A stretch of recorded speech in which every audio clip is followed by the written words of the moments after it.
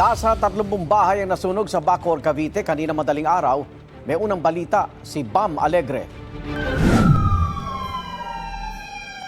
Sunod-sunod ang dating ng mga truck ng bumbero para apulahin ang sunog na sumiklab sa barangay Sinbanali, Bacoor, Cavite kanina pasado alauna ng madaling araw. Ayon sa Bureau of Fire Protection, humigit kumulang 30 bahay ang natupok ng apoy. 50 pamilya na apektuhan kabilang ang residenteng si Mark Owen Lucena na nasunog daw lahat ng ari-arian. Paano pa lang po, patulog pa lang po. Tapos yung mga kasama ko po sa bahay, tulog na po. Pero yung tito ko po sa taas, nagano na po ng gamit. Nag-iimpakan na ng gamit, tapos kaya pala nakalampag sa taas, may sunog na daw. Nagkaroon naman ng mga pasa si Kervin De Leon habang sinusubukang apulahin ang apoy ng kalapit na bahay. Nalaglag daw siya sa bubong ng makuryente.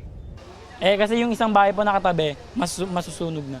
Kaya ang ginawa po, binusong ko yung gilid para di madami yung dito sa loob. Pero nung ginawa mo yung bigla kang ano? Tapos nung naputol po yung kuryente na yun, yung paano. Nung kuryente ka nawala ng balanse. Nawala na po ng balance, tapos tumalo na po pababa. Umabot sa unang alarma ang sunog. Nakontrol at tuluyang naapula ito pasado alas 2 ng madaling araw. Ang mga nasunugan nagpalipas ng gabi sa kalapit na basketball court at bibigyan ng pangunahing pangangailangan ng lokal na pamahalaan. Yung ako po kasi dumuti sa outpost namin. Wala pa ho yan. Yung mga 20:30 po, saka na nagliliyab na po yung nagtatakbo na po ako. Okay naman po sila, nandoon na po sila sa covered court po. Ayon sa case investigator ng Bureau of Fire Protection, inaalam na nila ang sanhi ng apoy. Nasa 200,000 pesos ang tinatayang halaga ng pinsala. Ito ang unang balita mula Bacoor, Cavite, Bam Alegre para sa GMA Integrated News.